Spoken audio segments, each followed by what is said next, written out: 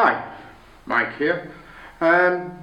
Before we get into episode 13, I wanted to take the opportunity just to speak to my subscribers and to my viewers. A couple of people made some comments on Facebook when I posted my teaser video, and I thought it would be a great opportunity to engage with the YouTube audience that I have, just to get some feedback. So the comments were along the lines that the videos weren't very good, that the videos were boring and sent the viewer to sleep. So look, I understand that on Facebook you're going to get trolls. You're going to always get people who've got nothing positive to say and will find things wrong with everything that you do. So I'd like to encourage people to leave comments. If you've got suggestions on how to improve, constructive suggestions on how to improve the content, I'm happy to listen.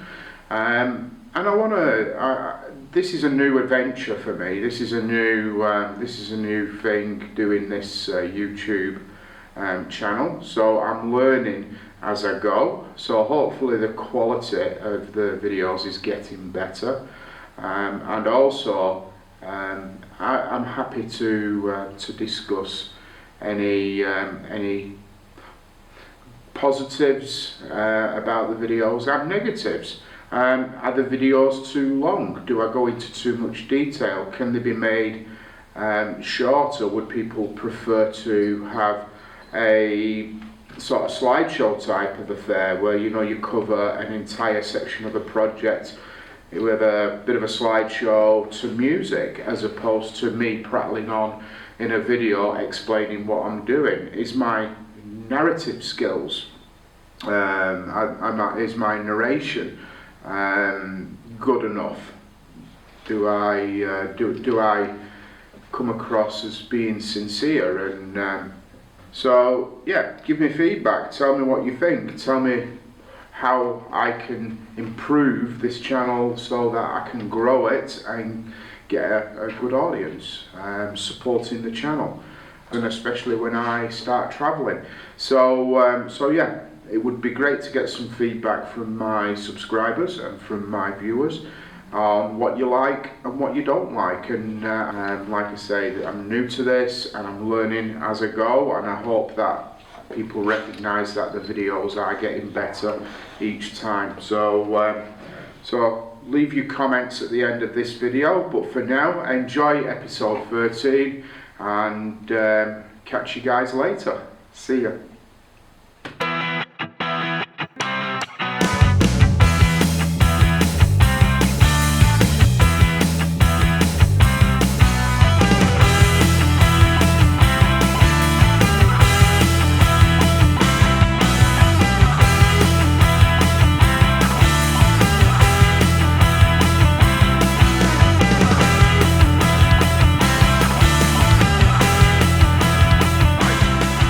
English Nomad here. This is episode 13 of my channel, and this is the third part in the build of my subframe for the camper I'm building. As you can see, the subframe is now trial fitted to the chassis of the LandCruiser. I spent this morning removing the aluminium tray off the truck, and all the welding is completed on the subframe. So I took the opportunity to mark in the position of the holes, and got someone to help me lift it on, and I confirmed that all the holes line up, and it sits on there really well. As you can see, this subframe is an awful lot lower than the tray that was fitted originally. The original tray sat somewhere up here, and you can see the height difference. So this will be approximately the floor level of the inside of the camper. So it's going to give me additional headroom because I don't want the camper to sit too high above the roof line of the vehicle, probably around a foot or so above, because I'm going to have a roof rack on here for my spare wheel and for jerry cans. So looking around, there's a couple of things I need to do now once I take it off. That's to drill the holes. Now that I've marked the holes, the two here are already drilled, and then fit the lights, fit the decking material, fit the mud guards, and then once all the fitting has been done to the subframe, I can then, once I've made sure that there's no more holes that I need to drill in it, then I can send it off to be powder coated. So it's going to be powder coated in a 2-coat system, which has a zinc primer, and then on top of that a black powder coated hammer finish, which I think will look really good. And the timber that I'm putting on 12mm marine ply, which is going to be flow coated, which is a process using epoxy resin and a gel coat on one side, on the underside, to protect it, and on the top side I'm going to fiberglass it with chop strand, so that I've got a really durable deck material that is relatively lightweight and really durable for the purpose that I intend this subframe to serve. And then on top of this I'll be building the camper module. So you get an indication now of the dimensions of the tray in relation to the vehicle, and the actual camper itself will probably extend back about another 300mm beyond here, and it will have probably about a 45-degree departure angle here. The other thing that I've had to do is I've had to make some nylon packers which sit in here, because I wanted it to sit above the chassis rail. I also wanted it to sit approximately where the old fasteners fit, because I obviously have the fuel filler here, and I'm going to have to modify the fuel filler for the fuel tank. I think what I'm probably going to end up doing is it's going to come out around here, and it will be built into the body of the camper, with a proper filler neck, and that this will probably get extended up and then fastened in here. So I'm really pleased with the way this has come out.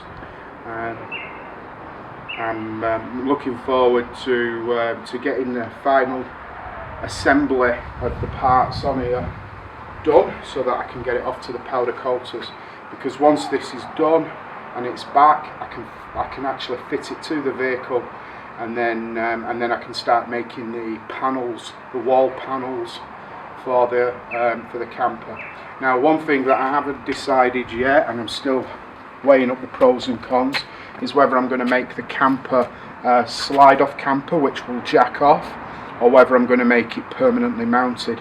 There are pros and cons to both, and I'll go into that in a later video when I've made the decision and explain why I've made the decision.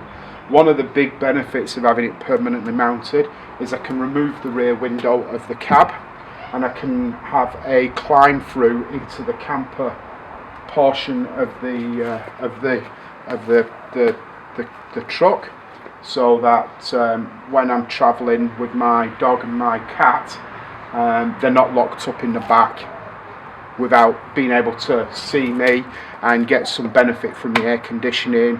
And I think it's also a good idea, if you get into a situation where you need to leave quickly, you can just climb straight through into the cab, start the vehicle off and up and drive off. So I like the idea of having the cab connected to the camper. The only thing with that is I may need to add some rubber bushes here to allow the subframe to move with the cab, because I think the cab's mounted on truck mounts which are rubber.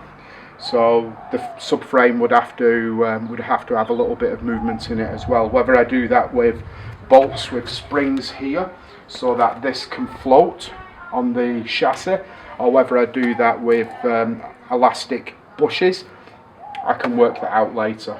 So that's where I'm up to later in this video. So I'm going to take this off now.